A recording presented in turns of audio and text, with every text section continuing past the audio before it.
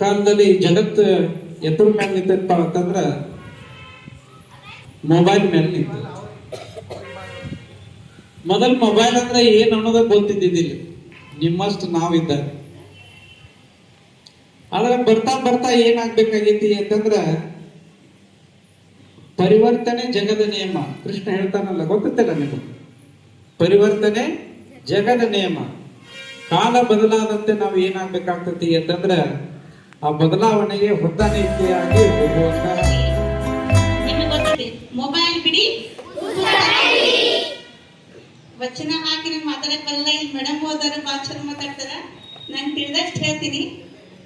ಈಗ ನೋಡ್ರಿ, ಸರ್ಕಾರ ಇದು ಮೊಬೈಲ್ ಬಿಡಿ ಪುಸ್ತಕ ಇಡಿ ಈ ಕಾರ್ಯಕ್ರಮವನ್ನ ಯಾಕೆ ಮಾಡಿದಾರ? ಇದರ ಉದ್ದೇಶ ಏನಪ್ಪಾ ಅಂದ್ರ ಮಕ್ಕಳು ಓದುವ ಒಂದು ಅಭ್ಯಾಸವನ್ನು ಬೆಳೆಸಿಕೊಳ್ಳಬೇಕು. ಇದು ಮೋಸ್ಟ್ಲಿ 8 ತಿಂಗಳ ಹಿಂದನೆ ಬಂದಿತ್ತ ಅನ್ಸತ್ತ. ಒಂದೊಂದು ಶಾಲೆಯನ್ನು ಆಚರಿಸಿದ ಇದು ಕಾರ್ಯಕ್ರಮವನ್ನ ಮಾಡಿದಾರ. ಆಮೇಲೆ ಮತ್ತೆ ಈ ಕಾರ್ಯಕ್ರಮ ಅಂದ್ರೆ ಮಕ್ಕಳು ಇದು ಸರ್ಕಾರ ಮಾಡೋ ಉದ್ದೇಶ ಯಾಕಂದ್ರೆ ಮಕ್ಕಳಲ್ಲಿ ಓದುವ ಅಭ್ಯಾಸ ಏನಾಗ್ತಾ ಇದೆ, ಕಡಿಮೆ ಆಗ್ತಾ ಇದೆ. ಆದ ಕಾರಣ ಏನ್ ಮಾಡಿದ್ನ ಈ ಕಾರ್ಯಕ್ರಮವನ್ನ ಯಶಸ್ವಿಯುತವಾಗಿ ಮಾಡ್ಬೇಕಂತ ಹೇಳಿದಾರೆ. ನೋಡಿ ನಾವೆಲ್ಲ ಅದು ಎಷ್ಟು ಪ್ರಮಾಣ ಅಷ್ಟೇ.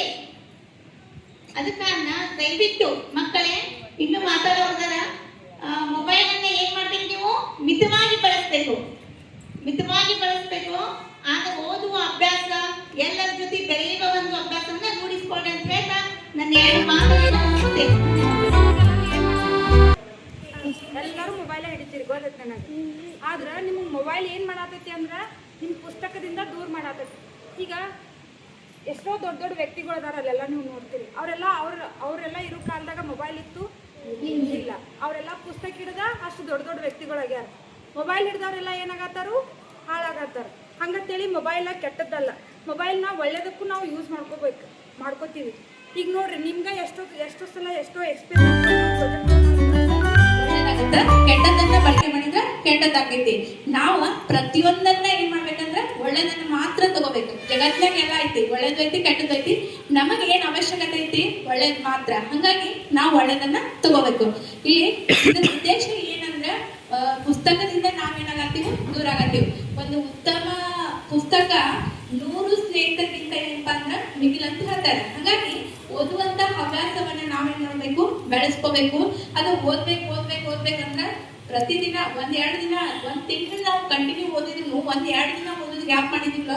3ನೇ ದಿನ ಇಡಾಕ್ ಏನ್ ಮಾಡ್ತೀವಿ ಅಂದ್ರೆ ನಮಗ್ ಮನಸ್ಸಾಗೈತಿ, ಹೇಳ್ತಿರ್ತೈತಿ ಮನಸ್ಸು, ಮೊಬೈಲ್ ತಗೋ, ರೀಲ್ಸ್ ನೋಡು, ಅದನ್ನ ನೋಡು. ಆದ್ರೆ ಬುದ್ಧಿ ಹೇಳ್ತಿರ್ತೈತಿ ಇಲ್ಲ ಓದು ಅಂತ ಹೇಳಿ. ಹಾಗಾಗಿ ನಮ್ ಕೆಲವೊಂದ್ಸರಿ ಮನಸ್ಸಿನ ಮಾತನ್ನ ಕೇಳಾರ್ದ ನಮ್ ತಲೆ ಏನ್ ಹೇಳ್ತಿರ್ಲಿಲ್ಲ ಅದನ್ನ ಕೇಳಿದ್ರೆ ನಾವೇನಾಗ್ತೀವಿ, ಅತಿ ಬೇಗನೆ ನಮ್ಮ ಮೊಬೈಲ್ ಬಿಡಿ ಪುಸ್ತಕ ಹಿಡಿ ಎನ್ನುವಂತಹ ಕಾರ್ಯಕ್ರಮ. ಯಾವಾಗ ಅವಶ್ಯಕತೆ ಬರ್ತದಲ್ಲ ಅವಾಗ ಒಂದಿಷ್ಟು ಯೋಜನೆಗಳನ್ನ ಸರ್ಕಾರ ಲಾಂಚ್ ಮಾಡ್ಲಿಕ್ಕೆ ನೋಡ್ತದ. ಅಂದ್ರೆ ಈ ದಿನಮಾನಕ್ಕ ಅಥವಾ ಪ್ರಸ್ತುತ ಶೈಕ್ಷಣಿಕ ವರ್ಷಕ್ಕ ಏನನ್ನ ನಾವು ಕಾರ್ಯಕ್ರಮವಾಗಿ ರೂಪಿಸ್ಕೊಂಡ್ರ ಮಕ್ಕಳಲ್ಲಿ ಇರ್ತಕ್ಕಂಥ ಕೆಲವೊಂದು ದೋಷಗಳು ಕಡಿಮೆ ಆಗ್ತವ. ಓದುವುದರ ಕಡೆಗೆ ಒಟ್ಟಾರೆ ನಮ್ಮ ಸರ್ಕಾರದ ಉದ್ದೇಶ ಏನಿರ್ತದಂದ್ರ, ನಮ್ಮ ಇಲಾಖೆಯ ಉದ್ದೇಶ ಏನದ ಅಂದ್ರ ಮಕ್ಕಳನ್ನ ಓದುವುದರತ್ತ ಗಮನ ಹರಿಸುವ ಹಾಗೆ ಮಾಡೋದು. ಅದಕ್ಕಾಗಿ ಹಲವಾರು ಯೋಜನೆಗಳನ್ನು ತೆಗೆದುಕೊಂಡು ಬರ್ತಾರೆ. ಈಗ ಬೆಳಿಗ್ಗೆ ನೀವು ಪ್ರಾರ್ಥನೆ ಮಾಡ್ತಿರಲ್ಲ, ಯಾವ ಕಾರ್ಯಕ್ರಮ ಅದು? ಬೆಳಿಗ್ಗೆ ಓದ್ತಿರಲಿ ಸಚೇತನ ಹೌದಿಲ್ಲ? ಸಚೇತನ ಶಬ್ದದ ಅರ್ಥ ಏನಂದ್ರ ಸ ಅಂದ್ರೆ ಒಳ್ಳೆಯದು. ಸಂಸ್ಕೃತ ಭಾಷೆ ಅಭ್ಯಾಸ ಮಾಡ್ತೀರಿ, ಗೊತ್ತೈತಿ ನೀವು? ಕೃತ ಅಂದ್ರೆ ಮಾಡೋದು, ಕರೋತು ಅಂದ್ರೆ ಮಾಡೋದು ಅಂತ ಯಾರು ಗೊತ್ತೈತಿ ನಿಮ್ಗೆಲ್ಲ? ಕೃತ ಅಂದ್ರೆ ಮಾಡೋದು, ಸ ಅಂದ್ರೆ ಒಳ್ಳೇದು. ಸಂಸ್ಕೃತ ಅಂದ್ರೆ ಒಳ್ಳೇದನ್ನ ಮಾಡೋದು ಸಂಸ್ಕೃತ. ಹಂಗನೇ ಇದು ಸಚೇತನ ಅಂದ್ರ ಒಳ್ಳೆಯ ಚೇತನ. ಅದರ ಅರ್ಥ ಅದ ಅಂದ್ರ ಒಳ್ಳೆಯ ಭಾವವನ್ನು ಬೆಳೆಸ್ಕೊಂಡ ವರ್ಗಮೂನಿ ತೆರಳ್ರಿ ಎನ್ನುವಂತ ಭಾವವನ್ನು ಗೊತ್ತಾಯ್ತು.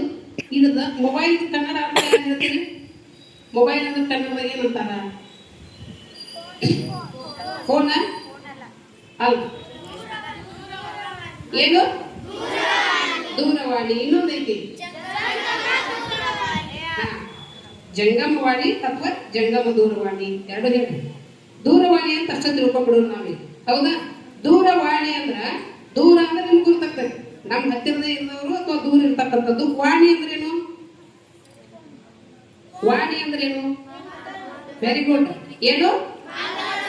ಮಾತಾಡೋದಲ್ಲ ಅಲ್ಲ. ವಾಣಿ ಅಂದ್ರೆ ಮಾತಾಡೋದಲ್ಲ, ಮಾತಷ್ಟ, ಮಾತು. ಗೊತ್ತಾಯ್ತು?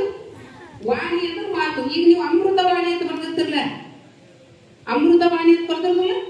ಅಮೃತವಾಣಿ ಅಂದ್ರೆ ಅರ್ಥ ಅಂದ್ರೆ ಇಲ್ಲ, ಮೃತ ಅಂದ್ರೆ ಸಾವು, ಮೃತ ಅಂದ್ರೆ ಅಮೃತ ಅಂದ್ರೆ ಸಾವಿಲ್ಲದ ಮಾತು